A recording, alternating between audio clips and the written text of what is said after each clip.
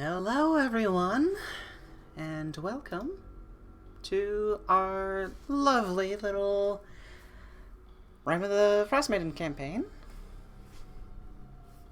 As always, thanks to the creators of the campaign, the creators of all the monsters, and to my good friend that has created all the lovely artwork for us, at Local X Savior. And with that, let me get us into a little bit of a recap, shall we?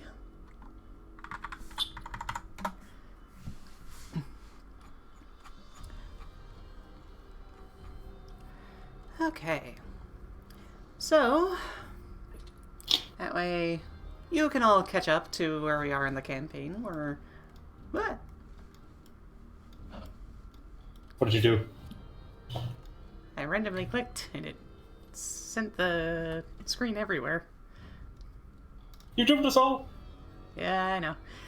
Anyways, last we left off, Dearaen the Tiefling Bard, Sho Val the Human Rune Knight, Mordin the Tiefling Ranger, Tok the Half-Orc Eldritch Knight, and Kibbles their Awakened Fox found themselves deep in the bowels of the Sunblight Fortress.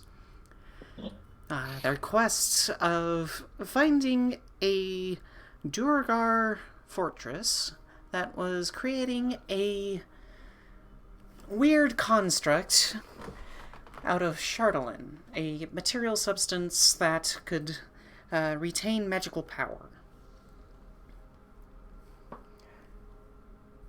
Upon entry into the fortress, they learned that the construct in question was a huge Chardolin dragon, with a pathway leading through the various towns of 10 towns, probably on a circular warpath. They decided that...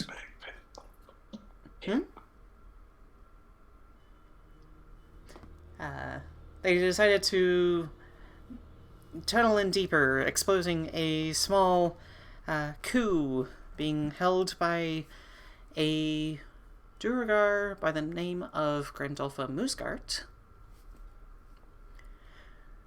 a potential suitor to the Duergar Zodarak Sunblight, a man that had fallen strangely ill to the curse of Chardolin and has been corrupted and seeks to rid himself of anyone that potentially is to remove him from power. But surprisingly, he was blind to the one person he wanted to woo. So, delving in deeper, they found other Duergar that were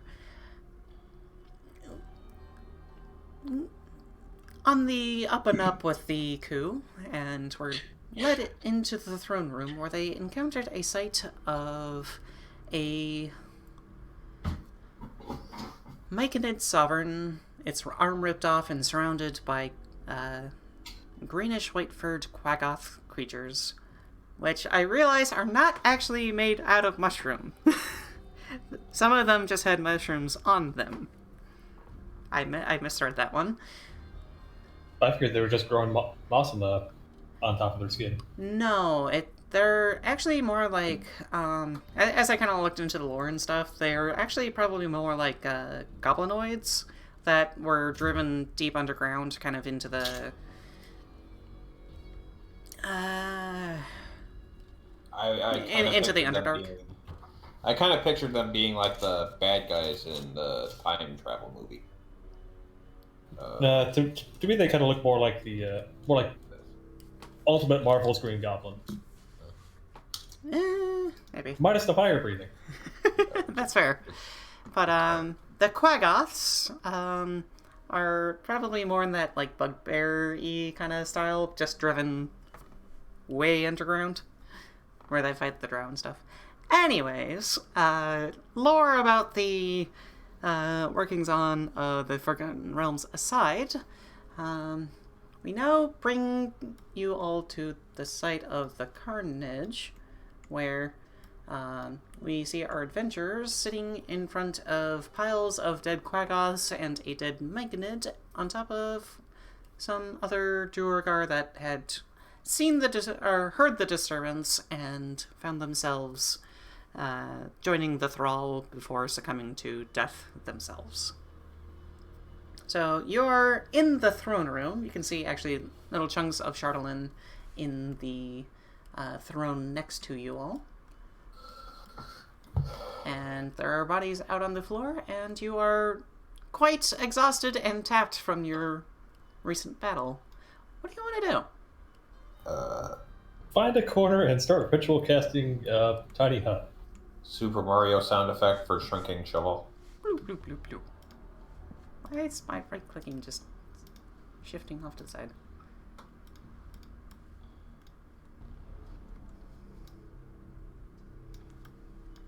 Mordin just goes near Dearaen and just sits down.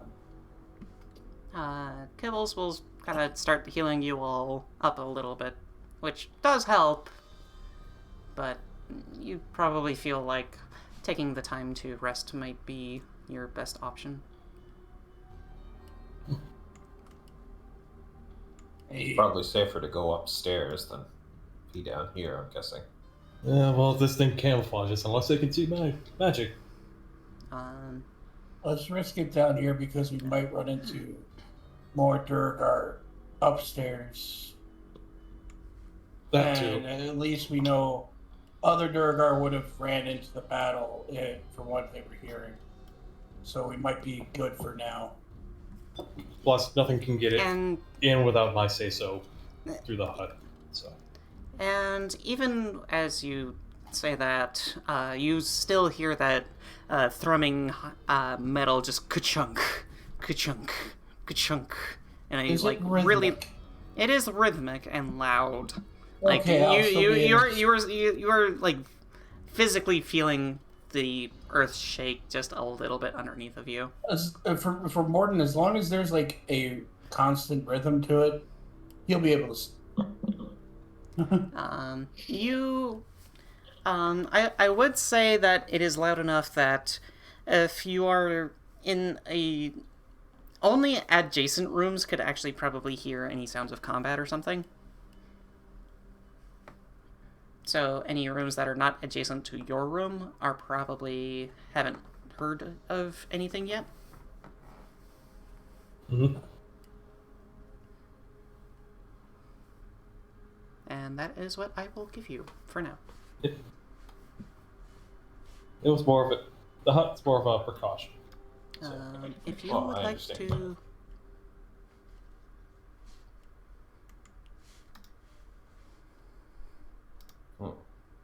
Where would be the best place to set it up, do you think? In a corner, or probably that room where all the quackots came out of. So, As long as that doesn't have any more doors leading Why? into it. Why? Okay. So, as you kind of turn and go into the other side of the room, you kind of look into the room that a whole bunch of quaggoths had started pouring out of. And this is a dark, filthy room strewn with bones. It contains 10 crude beds made out of moss and clumps of fur. Loud mechanical noises come from behind the west wall. Yeah, let's And- not go in there. It smells gross, but you think that if you close the doors and maybe shove your enemies into the room with you, you might actually be able to kind of evade some minor... you may be able to evade capture, as it were. But you would be kind of locking yourselves in a room for however long. But it seems like it's a well-guarded room, if nothing else. I start dragging quaggoths into there. Okay. So I'm gonna help him. I'm not even So- going to make you roll because you can probably take the time to do so. I'm just gonna start stacking bodies over in the corner here, because why not? And the Duergar and the Mike. Yeah, you start piling up this huge body of mountain of bodies in the corner of the room, and probably leave yourself a little bit of room. Kibbles kind of starts trying to tug one with her jaws, and this one kind of tastes yucky. I think they all do. I don't think they're good for eating. No. We've got rations. You're good. All of a sudden, Dearaen feels a ferret come out of his pocket. No. A character! No! Not allowed. Fair enough. The closest I got to that is a mongoose from the Bag of Tricks.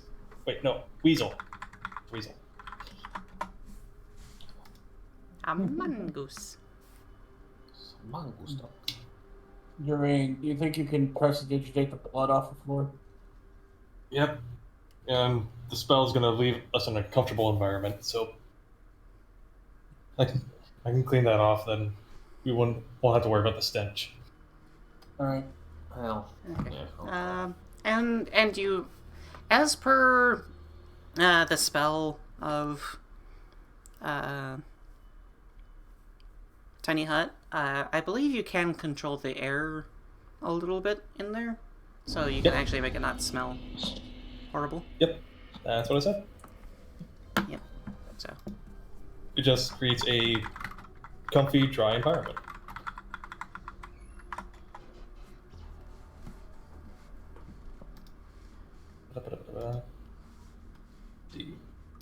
Okay. So.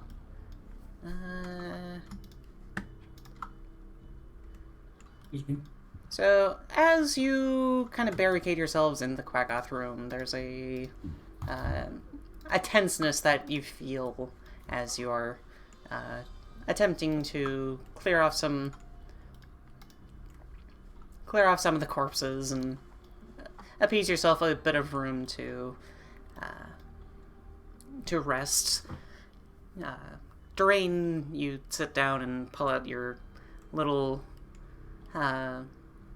Lute, start playing. your lute and start kind of playing, doing a little bit of a diddle that is actually somewhat soothing for the situation.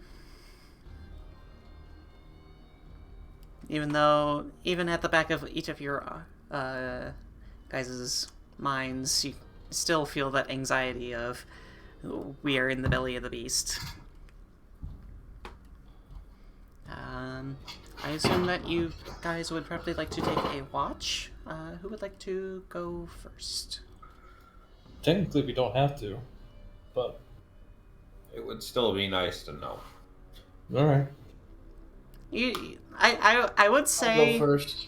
You don't know if there are spellcasters or not. All right. That would be able to dispel such a thing. Mordin goes first. Tok will go second. Okay. I'll go third.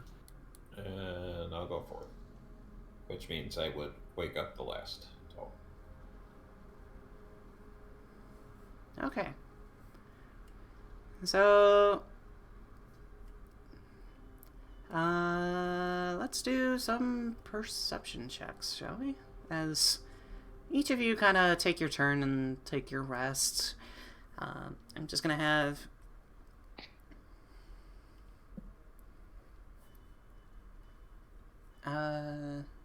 Mordin go first. Give me a perception check. Are you fucking kidding I'm kidding.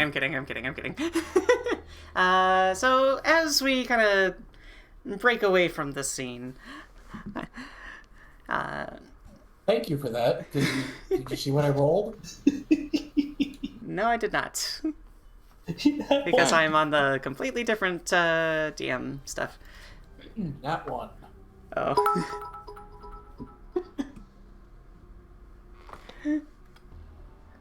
Well, it doesn't matter anyways. I will say That's actually a perfect thing. Because you look over and you see Sho Val kind of start... As he's falling asleep, he's kind of writhing a little bit, kind of like that. Like you can tell that he's having a nightmare. I'm tossing and turning like all hell. Huh. You can see him kind of like tossing and turning, and you can see almost like a dog like attempting to kick at things. I feel a dream sequence coming on.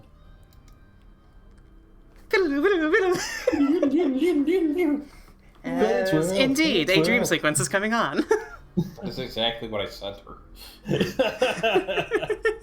Also, Warden rolled a 1, and I decided to roll for the hell of it. Did you get also... Oh, there you go. Nice. You see Wayne and Garth doing the Scooby-Doo ending. So you were third, though, right?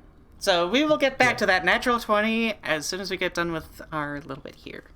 We are actually going to zoom in right on you. I'm going to make you big just for the sake of this little section, because we are focusing on Sho Val for a second. Ow, my foot! Just for this little bit of a situation. Sho Val, or should I say Brenton. I'm gonna have everybody else mute their microphones just for a little bit. Okay. Bye, everybody. And this one's gonna be a little bit more of a one-on-one for now. Okay. Brenton, you find yourself kind of weak and tired, and the ground is not amazing. It's not the best sleep you've ever had, but as you kind of find yourself drifting off in a exhaustion-induced sleep,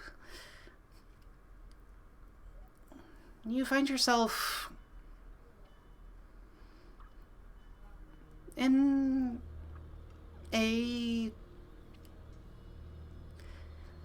back at your old home, a manor, a place of relative opulence. It is a place where you grew up for a good majority of your childhood and young adult life.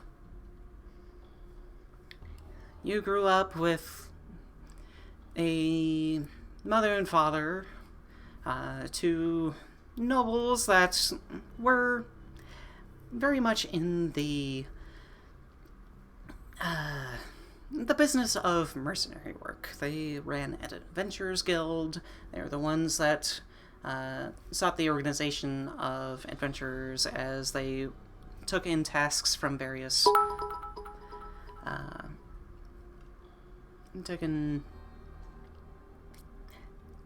tasks and quests and the like from various wizards and other nobles and sometimes towns and whatnot. But you're not too concerned with that yet. You're just a kid at this moment. You are you're being taught how to do some martial arts by a teacher, but between you and your two brothers, you're probably a little bit more the runt of the litter, as they would so put it. And your brothers were not so kind about this. They always saw you as the little kid that is always following them around, and they would pick on you and... I would say that he was also used as like an example of, see, you got to do better than your brother because he's a screw up. Yeah. He's the bad example, not because he's necessarily doing bad things. He's just failing in some regards. I would say it's definitely in that, like, oh hey, you're doing Yeah, you could put through your grade skills, and your eldest brother is the one that scores the highest in your mathematics and the language skills.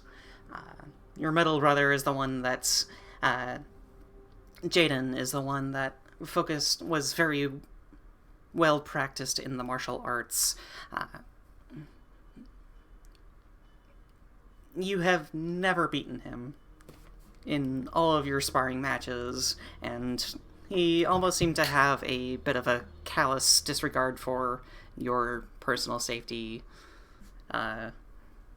almost going so hard as to almost inflict sharp wounds into you. He would leave you bruised and scarred. Going a little farther than necessary in sparring matches. And obviously the instructor would always be the kind that to stop the fight if it got too rough. But even then, Jaden was always the one to kind of pick on you that much more.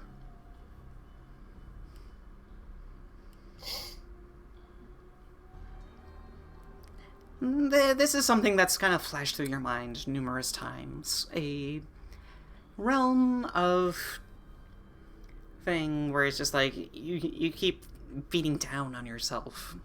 You're like, why can't I do better? Why can't I be like them?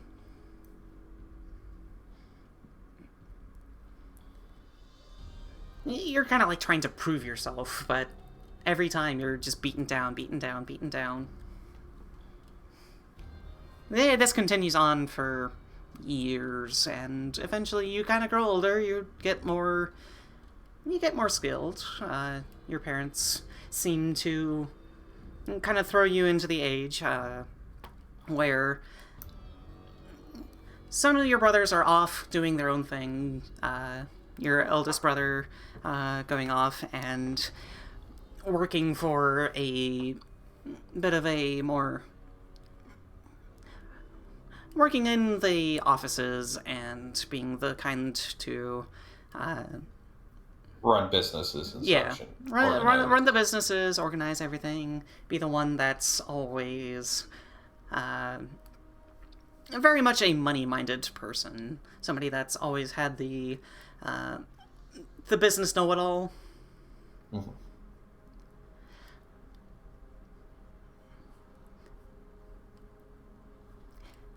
Jaden, on the other hand, kind of took his field off in the kind of managing and leading a couple different mercenary parties, and coming back and providing their riches to the guild, and always getting those high acclaims for oh hey, look at this trophy that I brought back in, bringing in the head of a troll, or very much burnt, or even maybe the head of a I don't know what's good.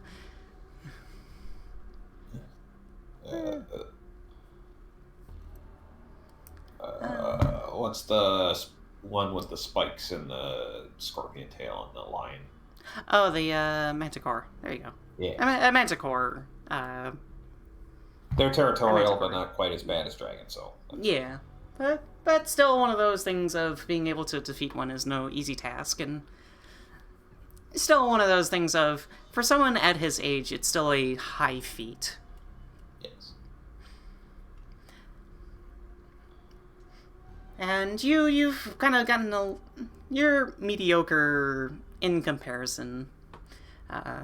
Your family has decided that you are now of age and are given your own first task. Traveling to a town to collect taxes and escort some civilians from a town to another town. There's been reports of kind of like highwaymen and the like, brigands. Nothing that a regularly armed caravan should have to worry about. But this is where we're gonna take you back. We're actually gonna move to the caravan. Map here.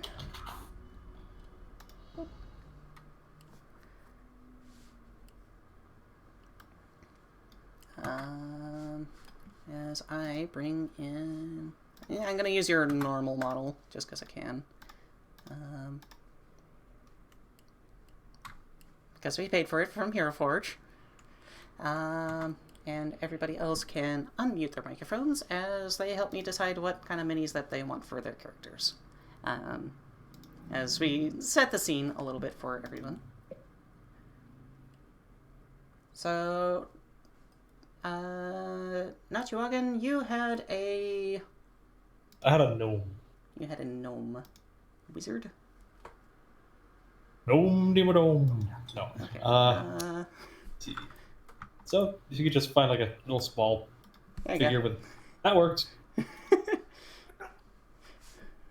Mordin, or Scruffy, you had an Earth Genasi. So, let's see if... let's use this guy. I'll use a Warforged for you. You're a Metal Earth Genasi. For some reason. And... It works for me. Tok, you had a... You had a dwarf paladin. You had a dwarf. Gotcha. That is a... Over here. We'll put you with... this guy. Because why not? I'm gonna give you to there. And your name was Thonir Kybrick.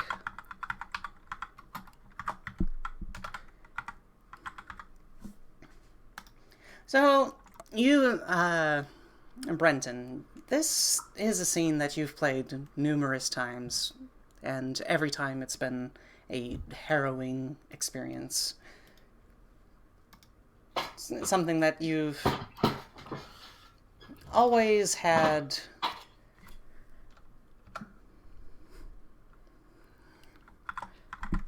Who the... What? This was your first mission as a little bit of a patrol leader.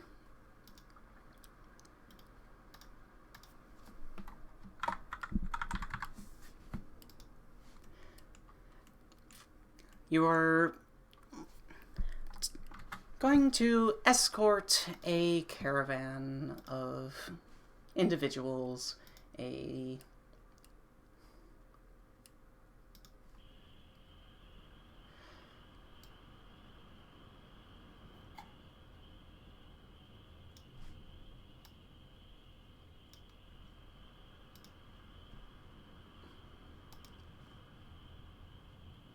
awkward silence. I'm trying to think of the words to say. Sorry. That's alright, I was just more making sure my internet didn't go out. No. I just kind of stopped mid-sentence. That's my bad. It's something that you have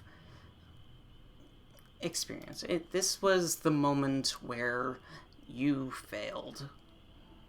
It's a recurring nightmare. It's a recurring nightmare for you. Everything went ever so wrong. You were given a party of actually decent mercenaries. You were given some spellcasters. You were even given a young knight. You were gifted with a decent armory and decent weaponry, stuff that was custom made for you. through the pocketbook of your own family.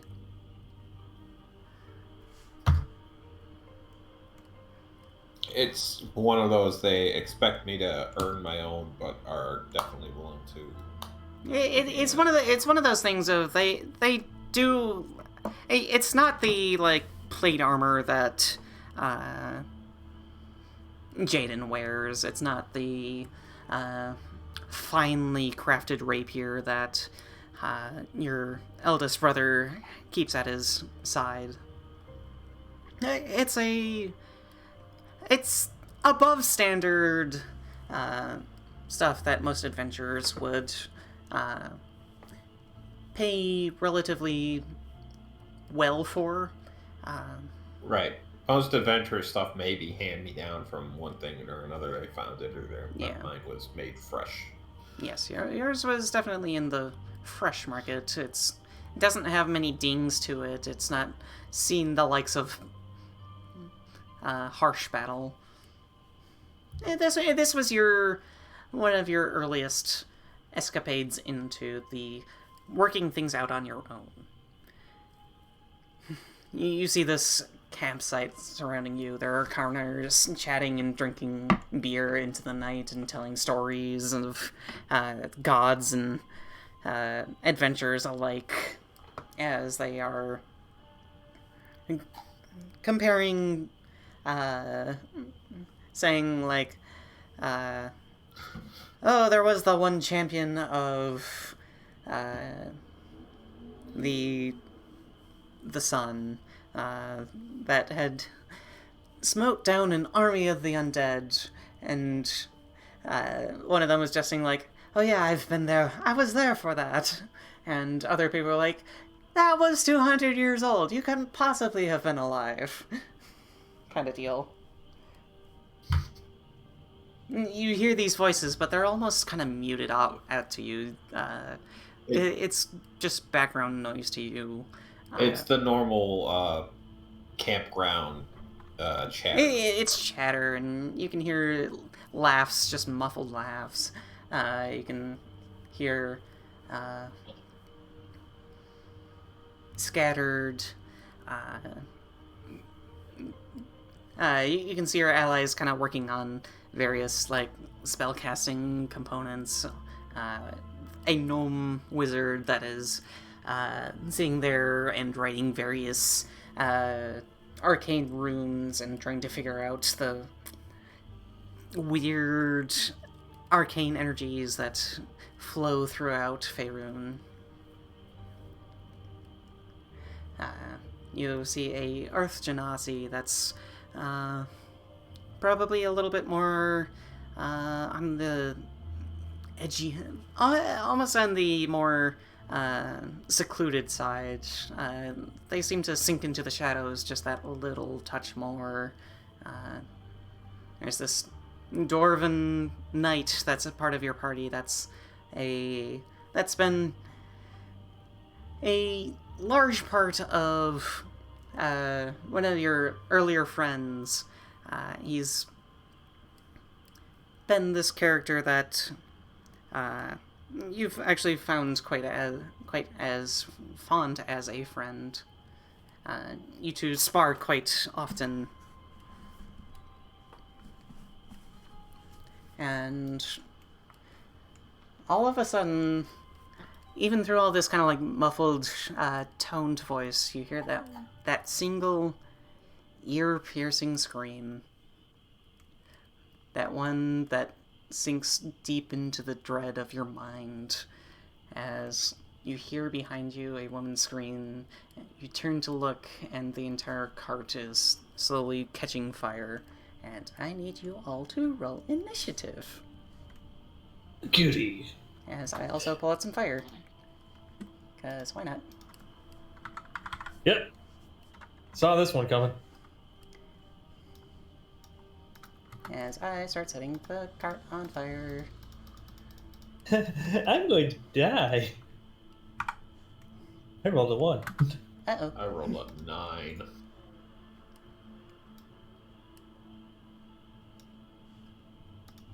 And I'm gonna change the music. into ambushed.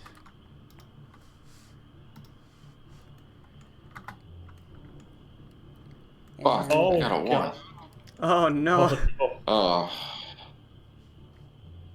God, I hope that's the only one for the night. Count on it. Okay, so we are going to clear that list. Escape.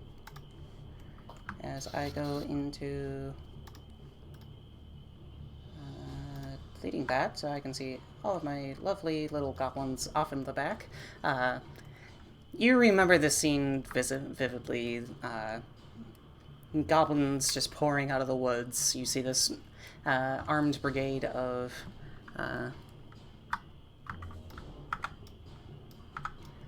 goblins sitting across the road. One flanked by 4 with mean-looking swords and the like.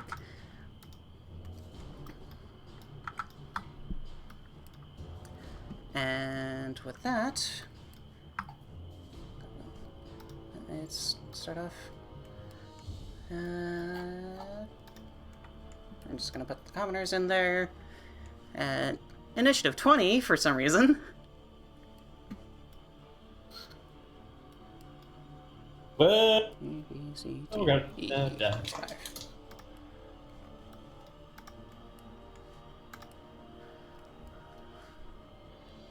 Rogue 6.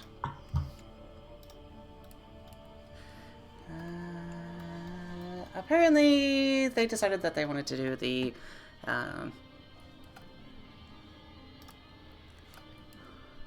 lettering option instead of the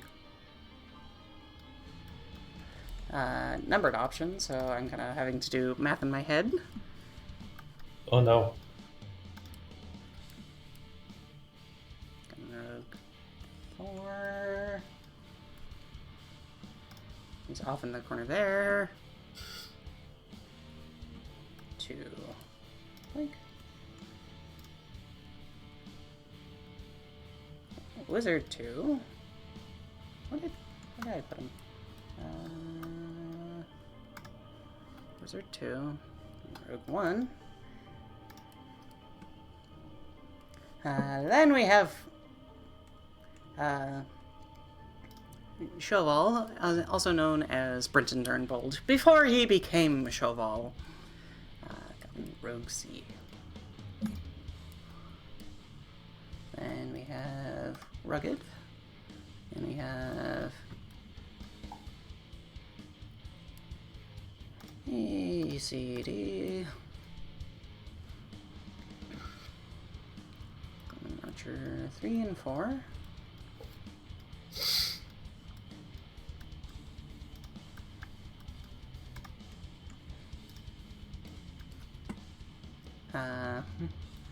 Barobar and Thonir.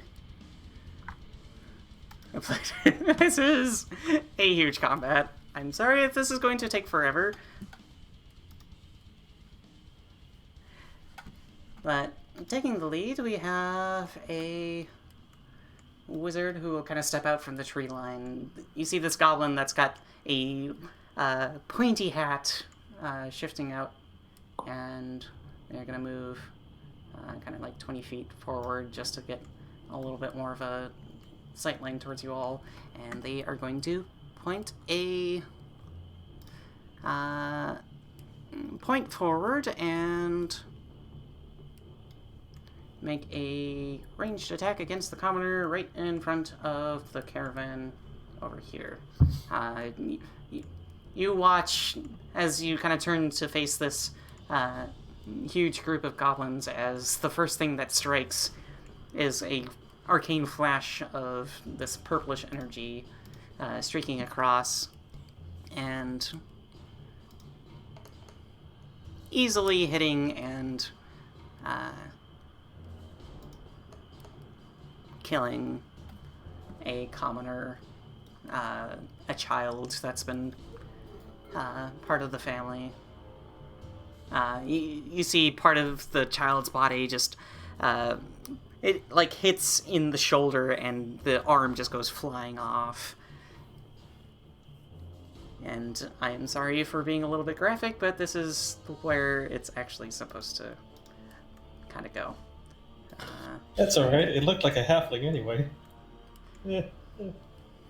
The commoners are going to start kind of fleeing into their tents and stuff, or into the caravans, kind of pointing at you all, going,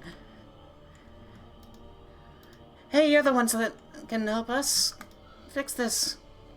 They kind of start scrambling, trying to protect themselves.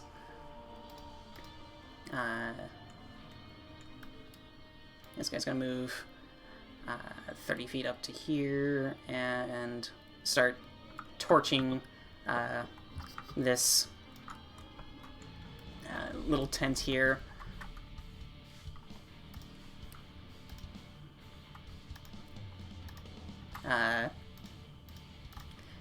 You hear cries of, "Burn it down! Burn it down! Everything is ours!"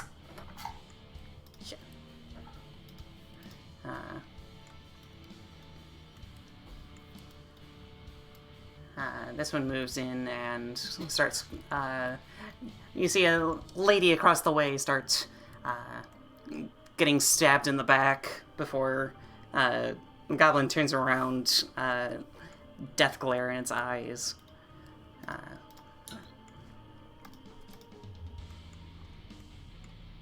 This one's gonna move 30 feet forward.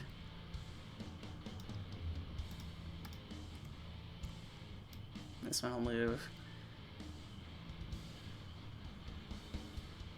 30 feet forward as well, and they are going to pull out of their quiver and light an arrow, and it'll start and shoot the cart over to, or shoot the tent, leaving an arrow there.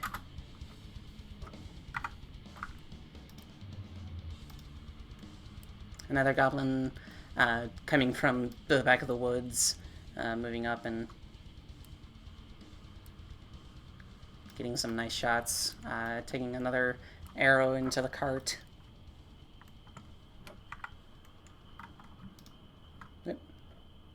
Josie.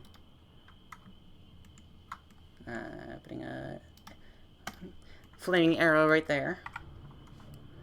The goblin war leader, you see this one kind of wielding a nasty scimitar, striding forward to go, "Kill the yummies! Steal the... Take all the shinies. We have them surrounded. This'll be easy." You see a goblin kind of start moving into the... You see shadows just moving in the woods.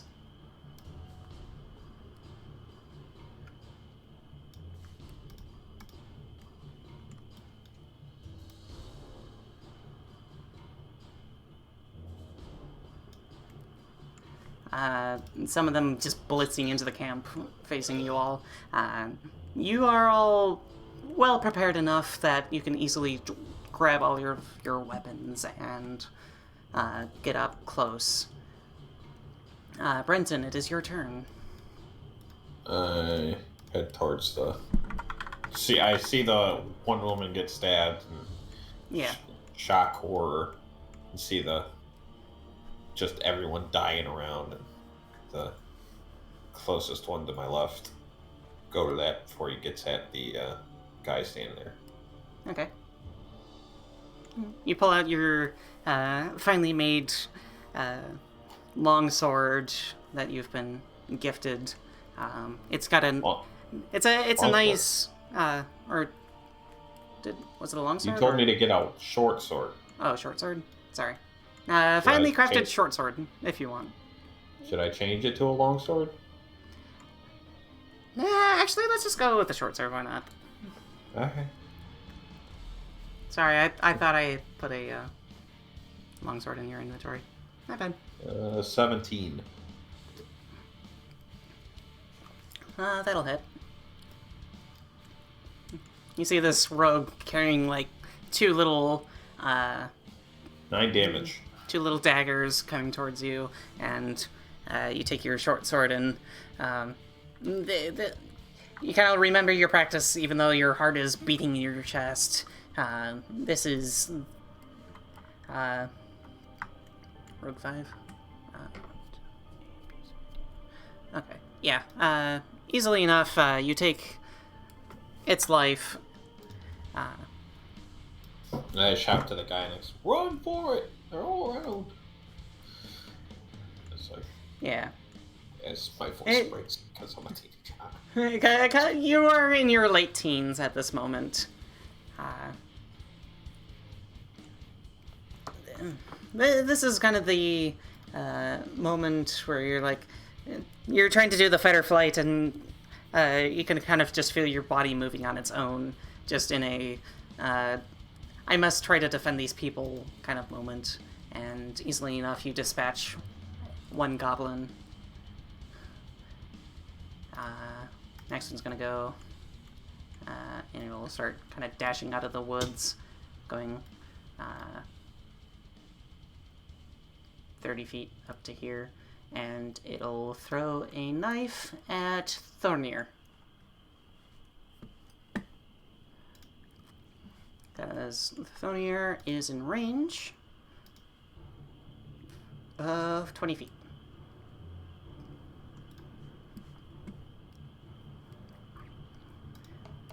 And Thornir, that will be a 18 to hit.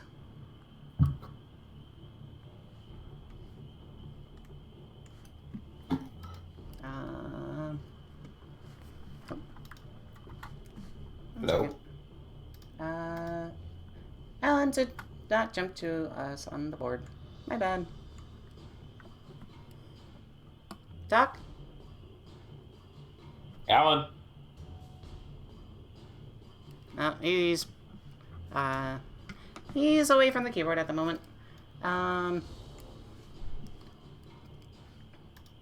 when he gets back, we will... I have his stats right here, and he has an AC of 16. So that will hit, and it'll do 3 points of damage.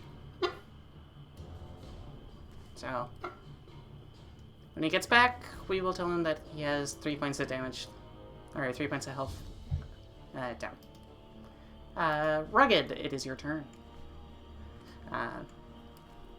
You hear this battle cry of goblin voices just echoing throughout the woods. This is something that you've dealt with goblins probably before in your life, but this is just the sheer volume of goblins in this one raid seems almost too many. What do you do?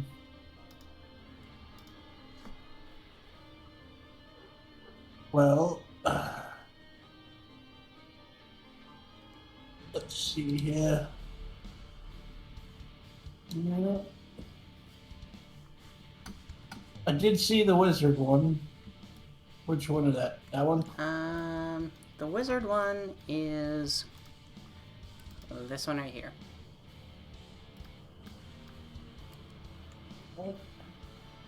But you see two goblins ahead of you within 20 feet. You see as one throws a dagger and it sticks into Thornir's side, catching his shield arm just off and almost rendering it immovable. Okay. So I need that goblin that threw the dagger to give me a strength saving throw. Okay. A strength saving throw of a 10. It fails. Okay. As it takes 3 lightning damage. Okay. Goblin Rogue 3. So that is Goblin Rogue C.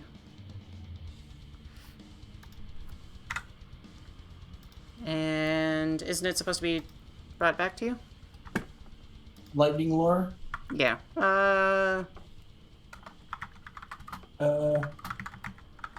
Yeah. It's like hold like 10, 15 feet. And then take 8 if it's within 5 feet of me. Oh, so it's brought 10 feet towards you.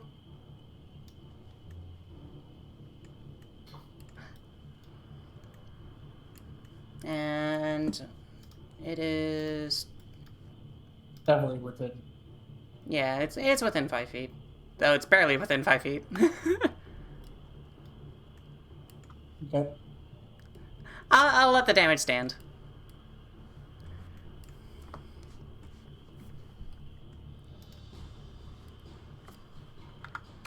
Well, there's nothing else I can do, so...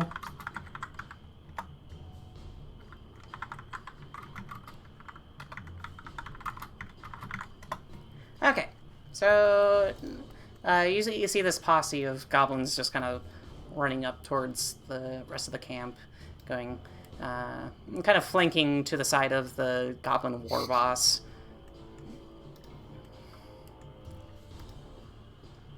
Mm.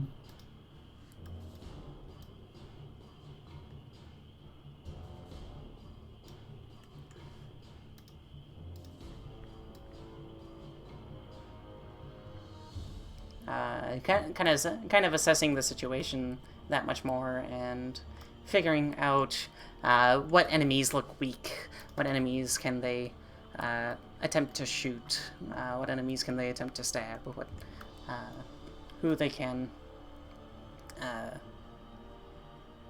figure out, who they would figure out is the most dangerous.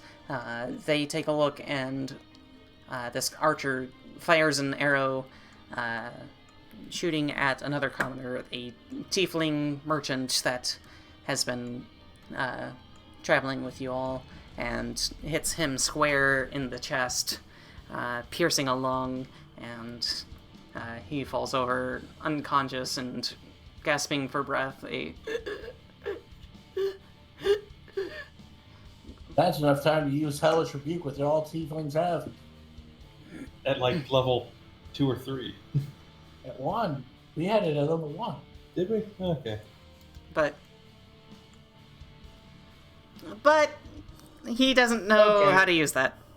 Because he's not a mercenary. Thematically, he's dying. Thematically, he's dying. Just instant death. It did over twice the health. He couldn't react. Yeah, he couldn't react. Another archer kind of shoots up into the trees here and starts lighting up the other... pulls out another fire arrow and starts putting it on the... starts lighting up the other campfire. Yeah, let me just shoot this arrow into the campfire. Yeah, there we go. That's better, right? No, shoots up the other tent. Trying to cause as much damage and carnage as possible. Trying to sow the seeds of chaos so that the goblins can easily pick off anybody that starts to defend themselves. Orobar Pilwicken. Okie dokie. The one that was just lightning lured. Yes. Wisdom save, please. Wisdom save. Okay. That is a natural 1 for a 0. Okay, it's gonna take a d12 of necrotic damage because I used Toll the Dead. And it takes a d12, so... Yep, because he's already taken damage. Mm-hmm. 7. And he is dead. How do you want to describe your Toll the Dead as I take him off the board? Let's see. Just hear the sound of a requiem bell ringing out all around, and the goblin's ears just start to bleed out. This goblin starts taking Internal in... hemorrhaging. Pretty much, yeah. Yeah. It's got this electric whip pulling him, strapping him down, and then suddenly his entire body just starts to vibrate and just blood and gore everywhere. And actually, you know what? It was a nat 1, so his head explodes. Yeah, that's what I mean. Like, Thonir, Kybrick, it is your turn. I don't think he's back yet. Yep. No, Oh, he said no, he's there he back. And I already told him to do the thing. Yep, and I did. So which one threw the dagger at me? The one that just died. One of these heads just explode. Ah, well, I he- guess... This goblin threw a dagger at you, and it kind of stuck into your arm. You almost feel like the arm that would be holding a shield is almost ineffective at this point. The nerves are kind of severed at the moment because you have a dagger sticking in your arm. You can feel your tendons lose a little bit of slack. You can still draw your longsword and still be effective with it, though. Okay. You say you see this horde of goblins charging towards you. I draw my longsword and I charge at this guy and to swing at him. Okay.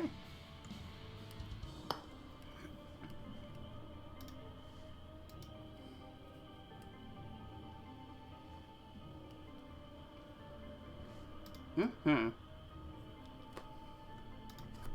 Damn. 9. A 9 will not hit. Bugger. Okay. Top of the round. This goblin wizard starts looking at you all.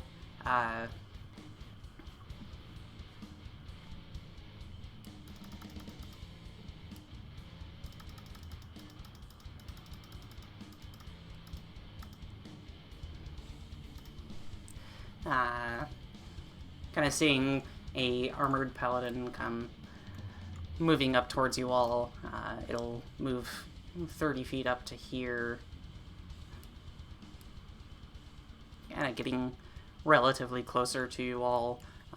It has... I'm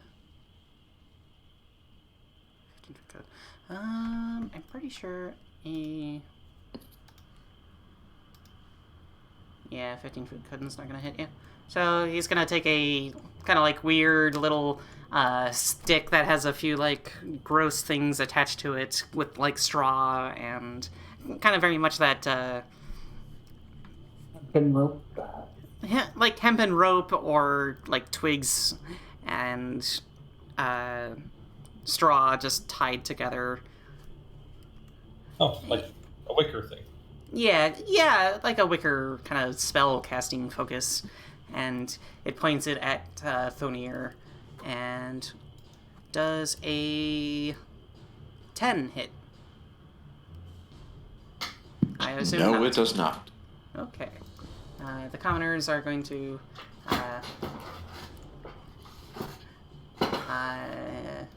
Pendragon, you alright? Yeah, just chairs creaking. I bring WD-40 tomorrow.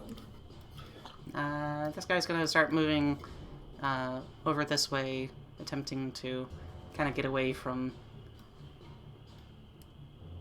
Actually, let's go this way.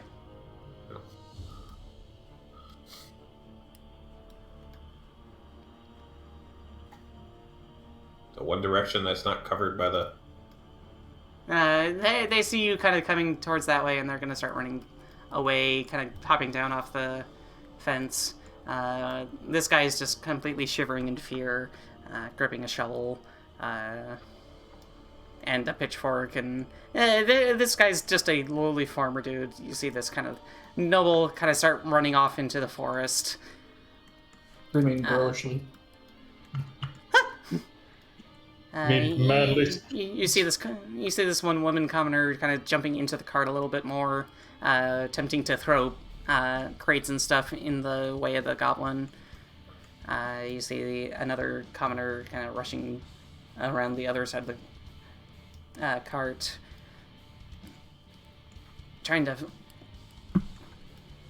find some horses or something that were hitched up along the side of the road in the trees. He's gonna take a little bit of a penalty for trying to move across the cart, but I think that's it for the commoners. So this guy's gonna go. Common Rogue is gonna move up to our illustrious gnome wizard. And he is going to do a backstab.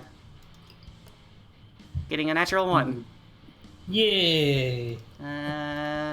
It stabbed like it was stabbing a normal person. And he just misses. With a low severity. However, as an offhand attack, because he has 2 daggers, he gets to attack again. This time getting a 9 to hit. Miss. So, luckily for you, this goblin seems to be kind of like swaying on its feet and just hitting, expecting you to dodge one way, but and striking there, but you dodge the other way just in the nick of time, and maybe cuts the tip of your hat just a little bit. Not the hat. You would never touch a wizard's hat. This guy is gonna go. I'm gonna start moving up 30 feet. There. Let's see if they can melee you. They technically can. Though they aren't technically based with you, so.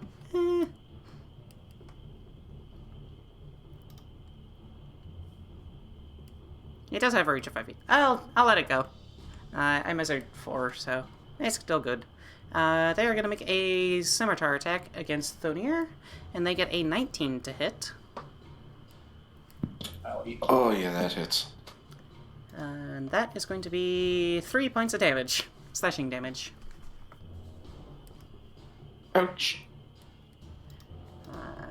This archer is going to pull out a flaming arrow and... or pull out an arrow and, as a bonus action, ignite it. And then shoot it at Tul'kir. Ah. Getting a 19 to hit. Wow. Oh. I'm rolling hotness right now. Well, stop it. Page dice. That'll be 4 piercing damage and 1 fire damage. Oh, man. Ooh, I'm not looking good.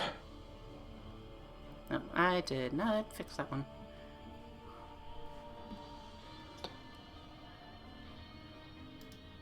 Next archer's gonna go. They see a commoner shifting into the woods. They quickly pull out an arrow, aim, and hit him, and very much kill him.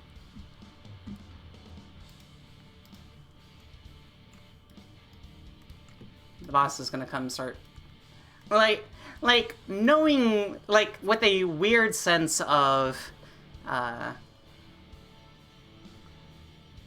calm about him. Like, it's very calculated. It's really weird for a goblin. This guy comes marching up to Tul'kir.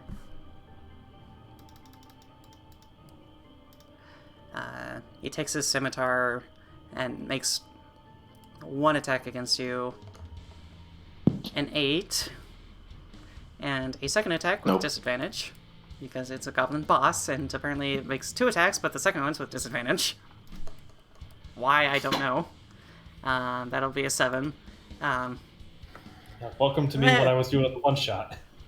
That's fair. He's kind of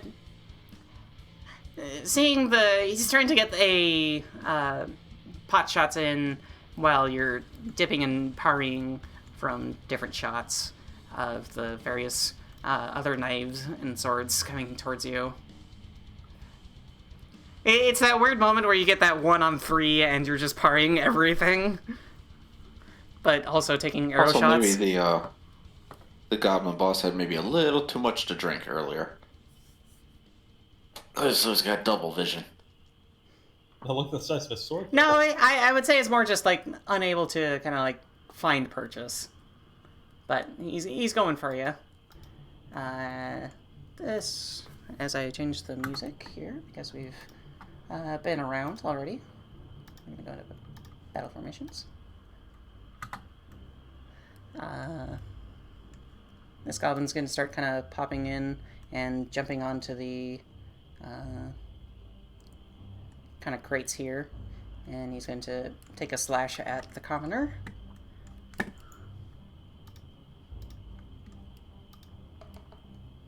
Easily hitting and killing him. So you see this one that's been throwing crates and stuff get stabbed in the neck with a goblin dagger. Blood splattering across the inside of the cart.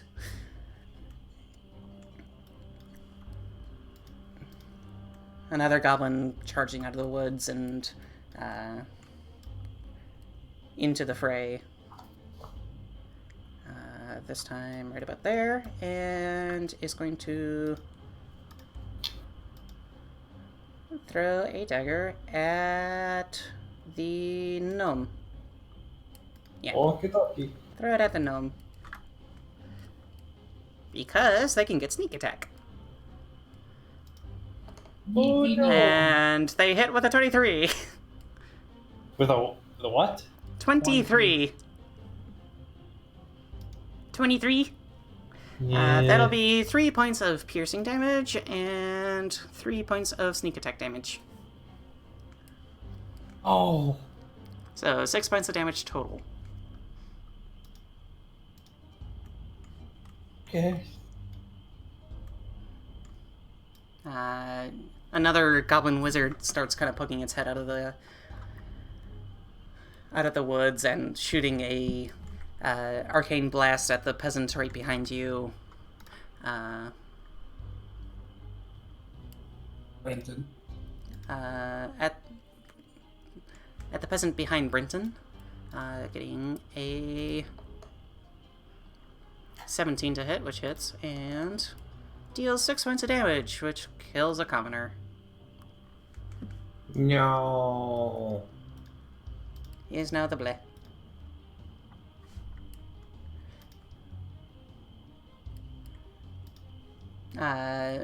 This goblin starts coming around Phonier. He's got 2 daggers ready to pounce you. Sits there and takes 1 dagger. Gets a 7 to hit. Thankfully, no. And a 13 to hit. Also, a no. You are being god parrying right now. You're focused more on defensive at this moment. You're surrounded on both sides as blades are charging towards you. Brenton, it is your turn. I pick up the shovel. And it will be my hand axe now. Okay. The origin. You watch as this peasant that's kind of on its last legs, you see blood kind of oozing from a slowly, decomposing wound. Goes, defend us, please, young master.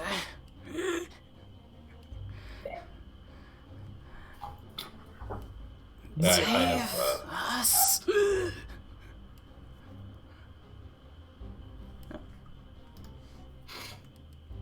I kind of, as I pass by him, and I kind of drag him off to the side just a little bit so he's Okay.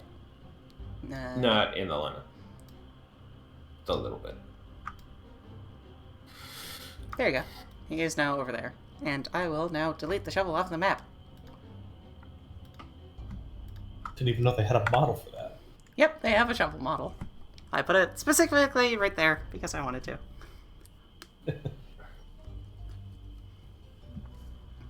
And pretty much all of the commoners are dead, right?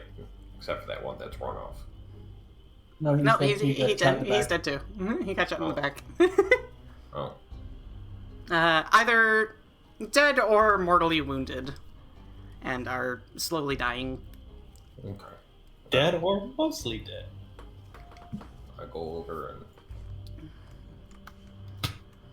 do the attack. Bonk. Do the bunk. Bunk. Short sword.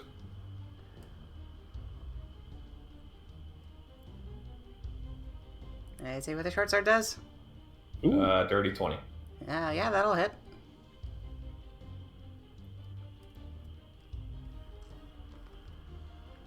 Uh, 9 damage. And that kills it.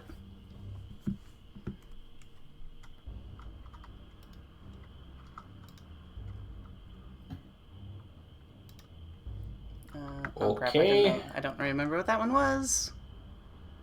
Oh. That was... I assume that once you delete the model, it removes it from the It lineup. does. Yeah, it removes it from this one. I'm just trying to remember which Goblin Rogue it was. Looks like it was Weird powder list. 1. From the combat tracker. Goblin Rogue 1 is the one to the left 3. of I think it was 3. the dwarf. Yeah, it was 3. Okay. Okay. And I think I probably have Alright, no. a little bit of 7. movement left. So I'm going to go another, say, 10 feet. And back up my friend and throw the hand axe at that one. Other Goblin Rogue. Okay. Yeah. Okay, that one was F, actually. And then... With a 19? Yeah, 19 will hit. Okay. And 6 damage. Hurting but not dead. And... it would only be 3 damage, sorry, because of the... Oh, yep, off- yep. Yeah. Yep, you don't have dual No. two-weapon fighting.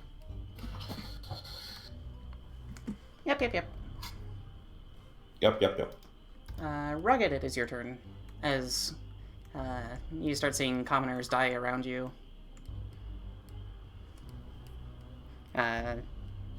You start hearing screams and fires are blasting off in the distance.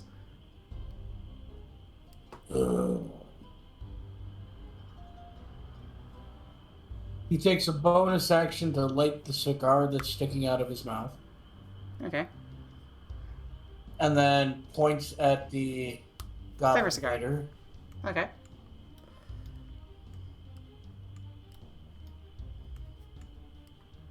One. 15 or 17 to hit. Yep, that'll hit. Oh, Just come hits. on. Just hits. 4 4 damage. lightning damage Okay. as a witch's bolt. I got you. That's a good spell. And this arc of lightning, purple lightning, arcs from you and connects with the goblin boss leader, almost like catching and grabbing through his sword and traveling up his arm, and just like he's gritting through the pain. You can see his muscles flare up with that arcane glow, as it seems to be doing some damage to him. This goblin's going to start going. And they're going to He, go. with his free hand, takes the cigar out of his mouth and gives the goblin a wink. Sorry, I pictured this character as extremely cocky. No, that's fair. Oh, charisma, it's spellcasting, Goblin 2 so that makes sense. doesn't have any...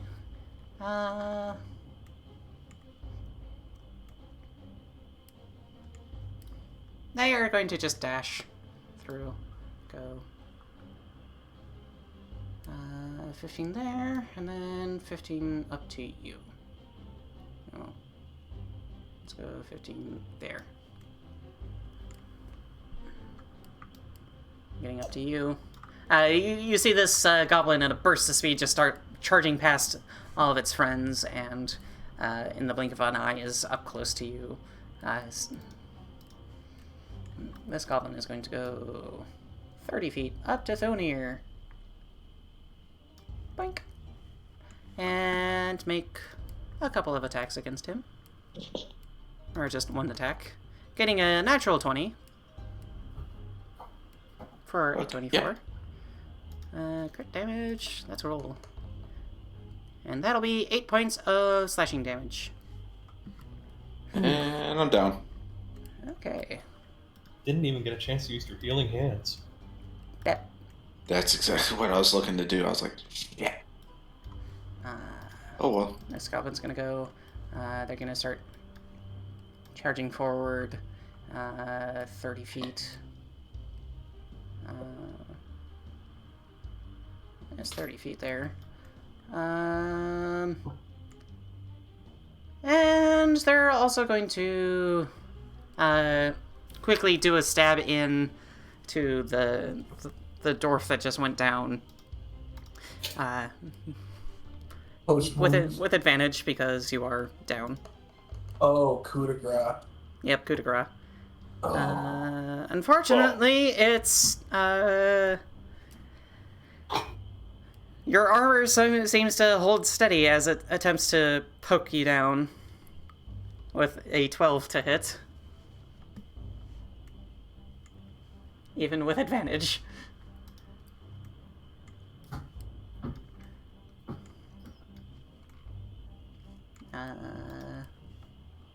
Goblin Archer. It has a range of 80 feet. Let's see what he can hit within 80 feet, shall we? Everything? Everybody. Let's go right about... Dear? Yeah. That Yeah. just depends if they have cover or Yeah, not. just...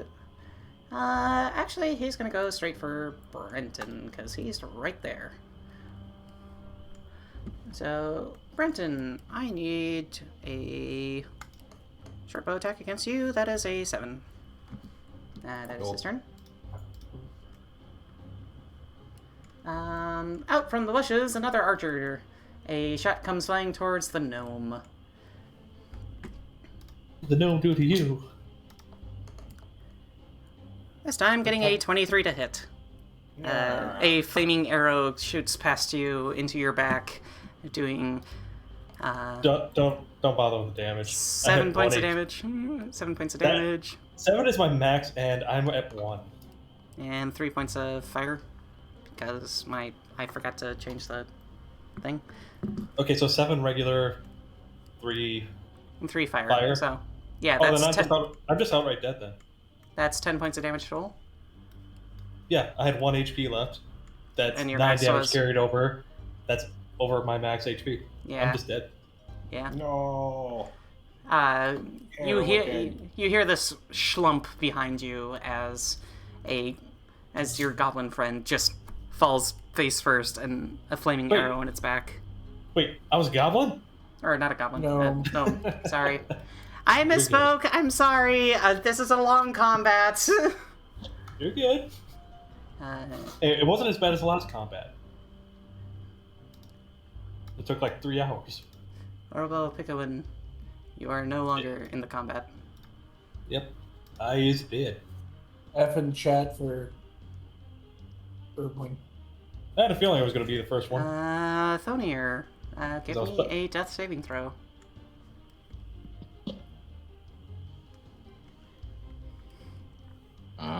What is that again? D20? Yep, just a straight D20. 10 or lower, or 10 or higher is a success. 10 or higher is a success. That is 3. a failure, with a 3. A 3 will not... Shit. You start kind of bleeding out a little bit. You are unconscious and bleeding out. Goblin Wizard is going to go.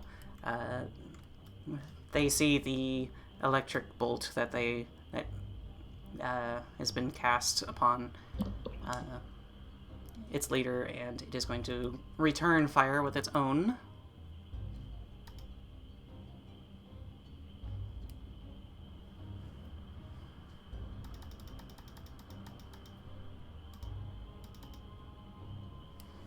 No? Going at the top of the round. Did it hit me, or? I am rolling the dice now. Oh. I had to change my thing. Getting a 8 to hit, apparently not. There are... this guy's dead. Get out of here. Goblin 1 is going to march up to Tul'kir and... Get out of here. They are going to attempt to coup de grace once again. That's going to be an 18 to hit, which is 2 death saving throws. Which means he's dead. Which means Tul'kir is dead. Yeah. Oh, Tul'kir, it was nice knowing you. Remember me fondly. Brenton, this was the moment when you were doing everything that you could, but you watched as your friends get mobbed by goblins, and they were unable to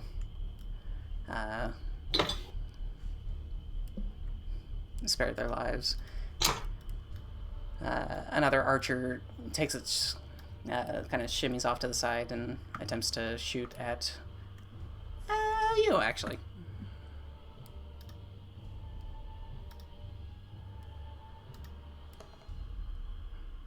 An 18 to hit for 7 piercing damage and 6 fire damage. 20? So that'll be 13 points of damage.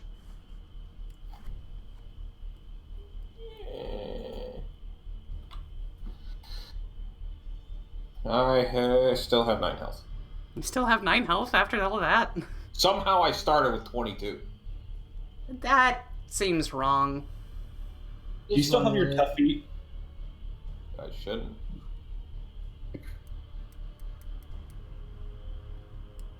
Okay, what's your constitution modifier? +2. Okay, so you should have 12 health. Unless you have the 12 feet from being a... Well, no. Well, you would just be a normal human at this point. You wouldn't have your human variant stuff at this point. No, I have the magic variant, but it's set to the magic initiate. Yeah. That's what I meant, so... I say let it run with it. Sure. Maybe you're, like, at a higher level or something. Yeah. Let's slightly higher. You have training. Just for this combat. I'll let it slide. On Discord. Yeah, I don't know how I came up with 22.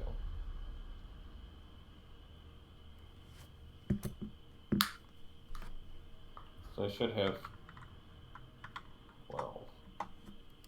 I don't know. All I did was make a copy of the character and then hit levels to 1. It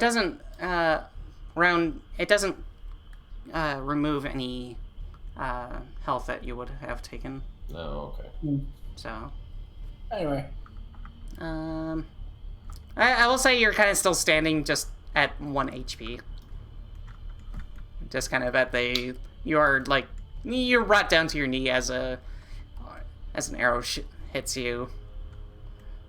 Another goblin starts taking its steps and shoots at the other one. Rugged. Rugged.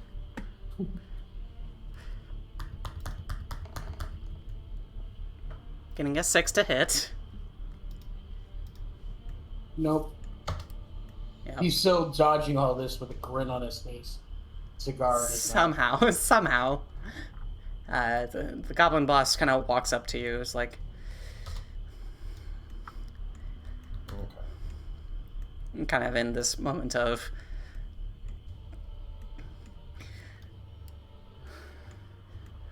all your stuff belongs to us now.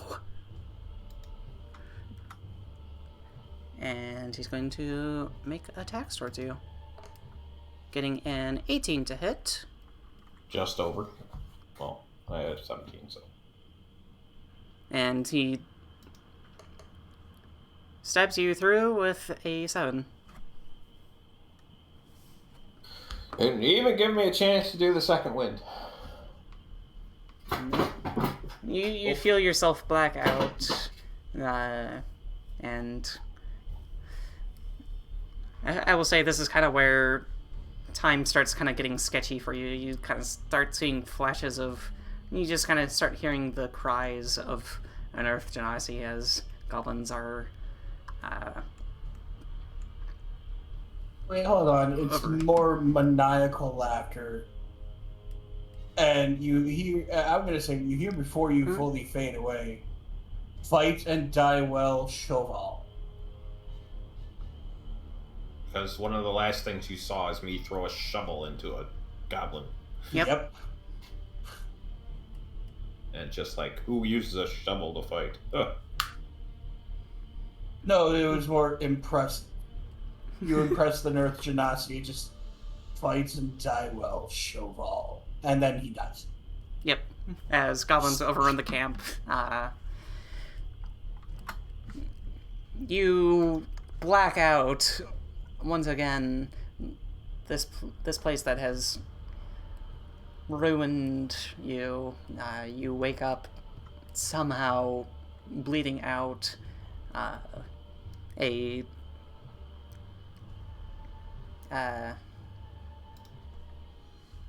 The goblins have all disappeared. The caravans are stripped of anything of worth, even your own body.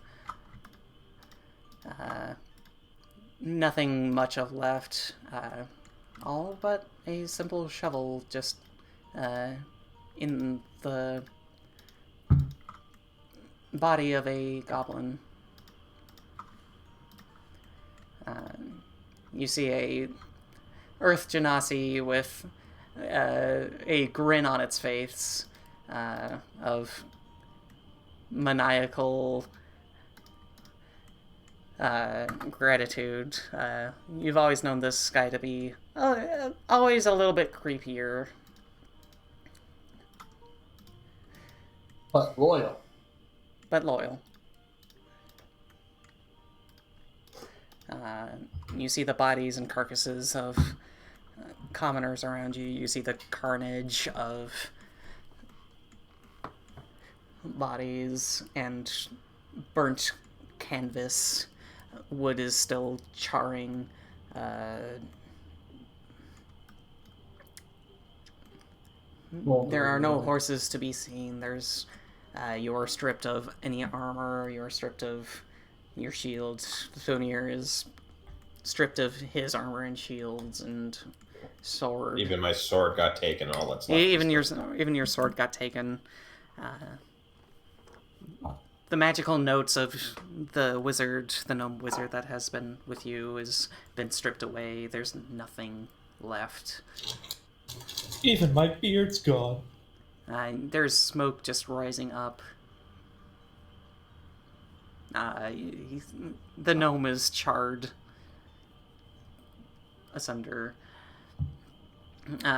You can see probably like 2 or 3 goblins, even dead, in front of the Earth Genasi's feet.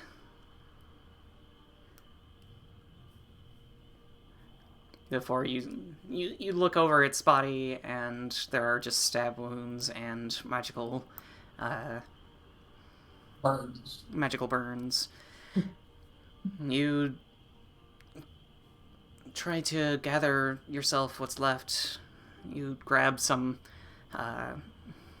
old cloth, what's not burnt, what's usable as just cloth to patch your wounds. You tie yourself up, and you grab the shovel and you use it as a walking stick as you start making your way back. I would have Heavy-chested. also used the shovel to set about the business of burying any bodies. That's fair. And you do so, and you probably grab some twigs and crosses from the local brush and make maybe gravestones or Markers. grave markers in whatever god that you seem fit to worship.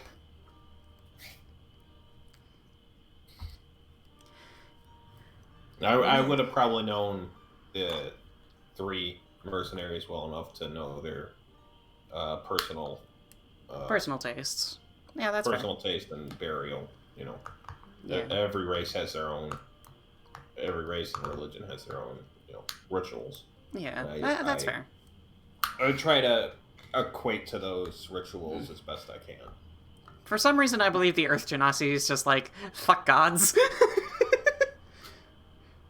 You bury him, but his hand is outside of the grave, up, and the middle finger is sticking up. That's the Sure. grave marker. That's Sure. the grave marker. I remember Sure. him saying it. It was a weird request, but I will honor it. Amen, my brother. Amen. Anyways,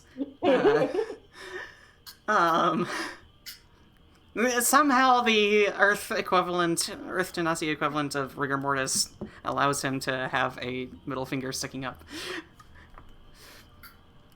Anyways, you make your way home heavy-handed, heavy-hearted. It is a slow process. Your body is weak and battered, wounded, and you can almost feel some mild infection setting in, even though you try your best to do what you can to wash it.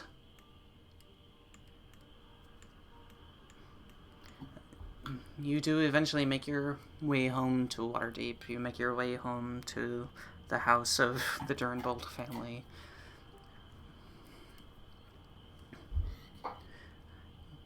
Your parents are escorting some dignitaries off as you enter the premises. You're covered in mud. Your hair... you probably have...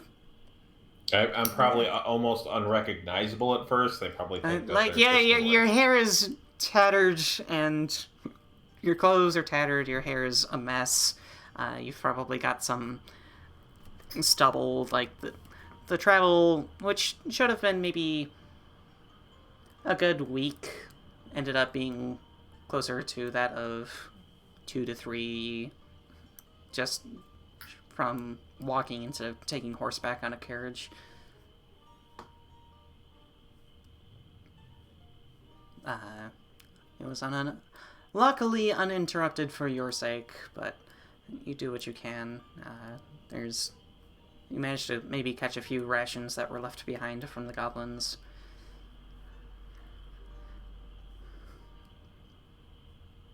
And you hunt for more as you see you maybe find some farmsteads and they grant you a little bit of food before you make your way off again. And as you return home, your family, your parents see you. They look at you. Your father looks. You see you see the twinge of, who are you? It just, you see that twinge of like, Who are you? Who are you? You're beneath And then- me. Why are you here? And then, as upon a longer glance, notices, like, oh. And your mother even kind of rushes to your side almost a little bit more, along with some of the other servants, and she goes, Brenton, what happened? Never mind that. Go take the servants, go wash up, and we will discuss when you are finished. Yeah, one of those. She's more interested in getting me out of sight and cleaned up and presentable than concerned for my personal health. Yeah, it's like, we'll get the servants to take care of you really quick, and so eventually you make your way in. They get you a nice warm bath. Your retainer, Elena, who you've fondly called Granny Elena, not of actual relation, but of a little bit more of a... someone that you've found as more of a friendly face among the animosity that your family presents. She presents you with a fresh set of trousers and a nice, I want to say tunic, but it's actually just the shirt. A puffy shirt? Yeah, the Chemise. puffy shirt. Puffy pirate shirt, got it. Yep. Right, I get all cleaned up and then... Yeah, you get all nice and cleaned up, and you... You look nicer than a commoner, but you're in your city. It's casual wear for a noble. Yeah, higher thread count than normal, but... Yeah. And you eventually make your way to your father's study. He's sitting there in front of a desk full of papers. A place that you, as a kid, have never... You were always told to stay out of, so as not to interrupt him during his work. Both he and your mother are sitting there, and you can see the look of disappointment across their faces as you enter into the study, the office. And I kind of... I slowly recount to them the terrible happenings, and I lost everyone. I couldn't save even a single one. Indeed. And your father goes, "This is a terrible tragedy indeed, not only for those you couldn't save, but for the family image in and of itself."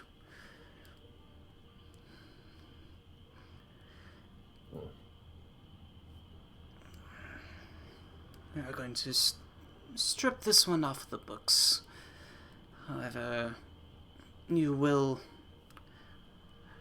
make up for this one in your duties. I will do my best. Be off with you. Yes, Father. And you can... Mother. You can feel the just disappointment. It's palpable on you. It's that... He doesn't... You could almost kind of feel the... Animosity. Almost wishing you had just failed and not returned, then failed and come back. Seeping icy cold going through your veins.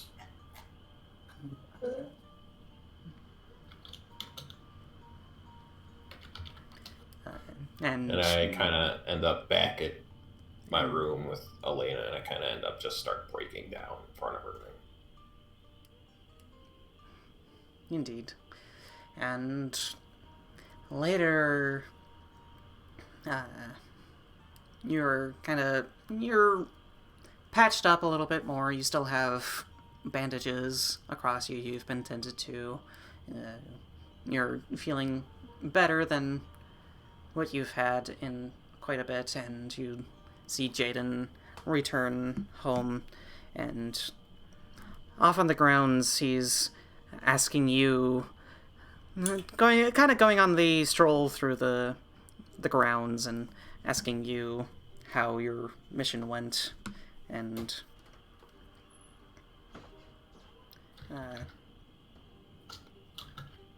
even then, you're still hesitant to tell him, but you do. And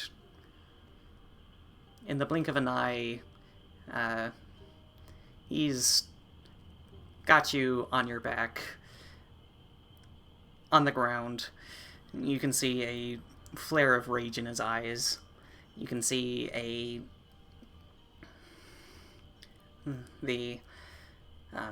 Jaden in this state of anger and frustration. And I kind of just look up at him with dead eyes and don't say anything. He's like, and he goes, "How dare you besmirch our family like this? How dare you bring this horrible tragedy upon our members of our guild?" They were my friends.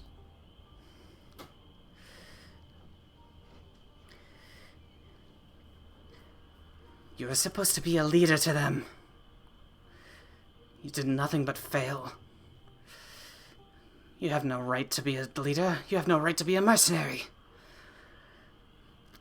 And he reaches into your mouth, grabs your tongue. In fact, you don't even have the right to give orders again. And with that, I'm kind of squirming and you're struggling underneath him. His strength is easily outmatching yours at this point. Even though you're still wounded, you still find it hard to. You still have a stab wound in your body. You're struggling not only against him, but your own body, and you feel this warm liquid running down the back of your throat. And then pain.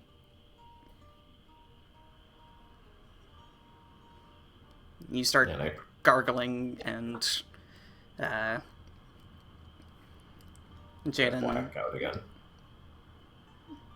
If you want to, but I was going to say that you watch as Jaden just hops off of you and just throws a bloody hand to his side towards the ground. You hear a wet schlop against the ground, and you try to speak out loud, but your voice gets caught in your throat. It's hard to speak. You don't feel your tongue. It is painful. It just sounds like gargles. It is garbled. You are feeling blood just rushing into your mouth. It is this irony, acrid taste. It's almost like I'm drowning in my own blood. You are unable to do anything. You sit forward and you're coughing up blood, and you can feel it like going down your throat. It is horrible, and you eventually make your way back to the manor, and you rush to Elena. She starts tending to you. She sees blood on your face.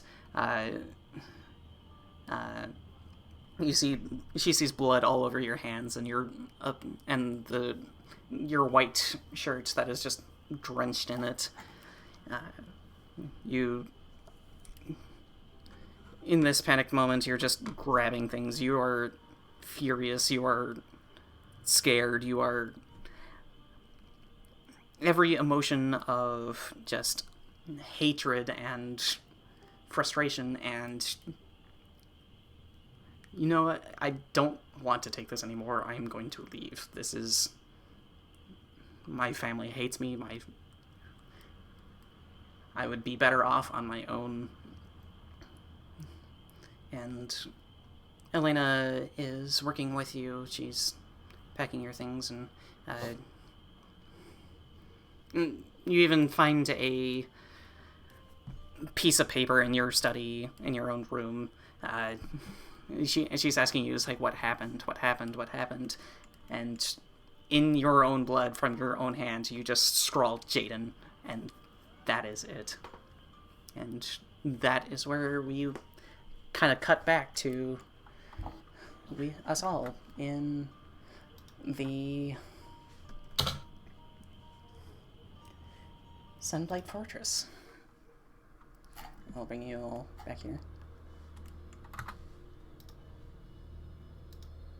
You wake up, kind of screaming, just in anguish.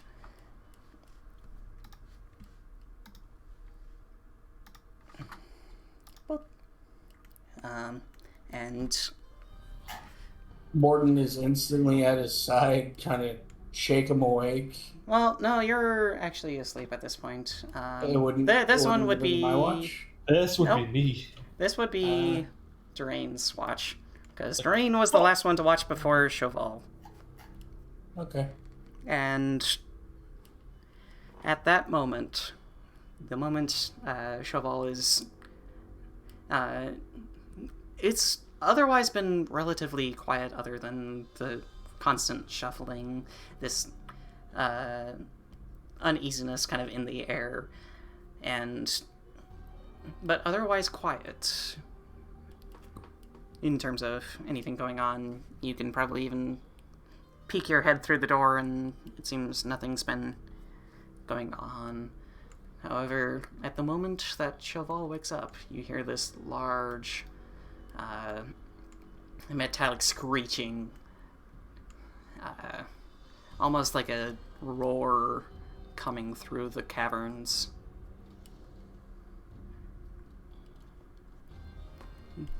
Two hours left to go into your rest. If you would like to pull up a sound, I would reference the Mecha Godzilla sound. But I don't have that queued up, nor do I have a soundbite of it. But that's the soundbite that I would be using right now. Yep. Sounds about right. But And- you want to And you hear scraping and metal against metal, just claws, just... and you feel the walls just shaking nearby you. Slowly getting, like, louder, then softer, then you hear that insane scream yet again, once again, and it seems to start echoing off into the distance.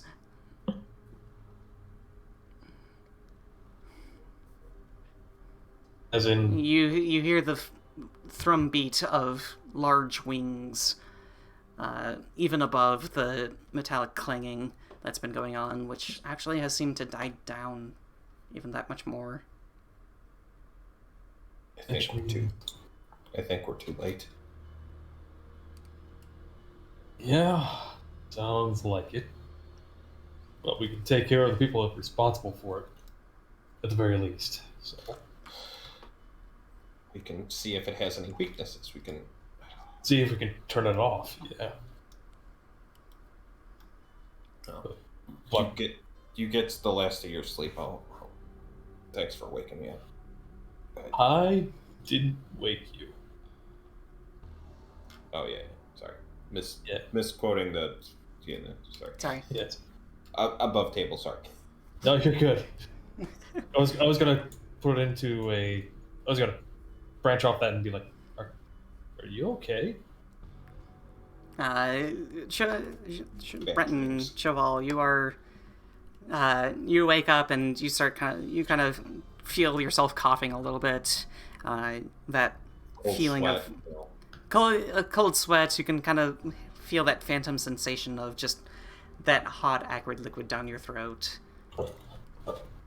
It's a phantom sensation, but it's one that's stuck in your mind.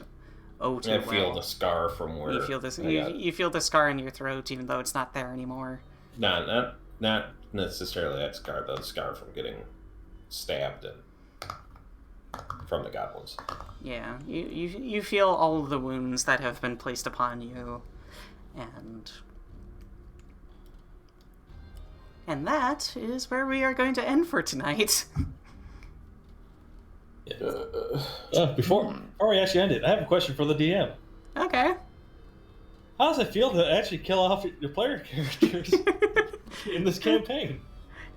Honestly, not great. Kinda weird. I don't mind it. I don't mind it for the purposes of storytelling, and that's the reason why I had you make just random throwaway characters. But even then, it's still just like, this is a TPK, and I know it's going to be a TPK. Yeah, if you didn't kill me, I was gonna hit the goblin boss with a chromatic orb. Oh, jeez. 3d8 acid damage to the face. Oh. As well as another D12 lightning damage. Yep. You're right, because you don't have to roll for it, because you get to just maintain concentration on it. Oh, I didn't even get in a single hit. No, you did. You did. It did? Yeah. Got one. You killed a goblin. Huh. We all got to kill a goblin. And then you all died. But that being said, thank you all for joining, and I hope you all enjoy a rather serious tone for one of the first times of our campaign. And something that pertains completely to a character's backstory and not part of the written adventure. This was something that we've been working on for a little bit now, and we will potentially see more of our other characters' backstories in the future. Oh, no. Potentially. But that being said, we will see you all next time in the frozen north of Icewind Dale. So with that, I'm going to throw us into the end screen. Bye.